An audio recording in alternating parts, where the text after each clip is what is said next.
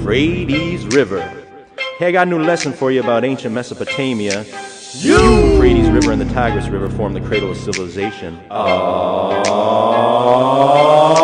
Akkadians long ago conquered Sumer, took control. Sargon led his armies in their chariots. They rolled by the Euphrates River, by the Euphrates River, by the Euphrates River, by the Euphrates River, by the Persian Gulfs where they found ancient ruins underground. Archaeologists did lots of excavation down by the Euphrates River, by the Euphrates River, by the Euphrates River, both the Euphrates River and the Tigris River used to flood, bringing lots of fertile mud. But the problem was that water washed away the crops. Dams and levees made it stop. When it was dry they'd irrigate. Fighting over water led to war between the city-states. Cuneiform is ancient writing that tells us Sumer city-states were always fighting.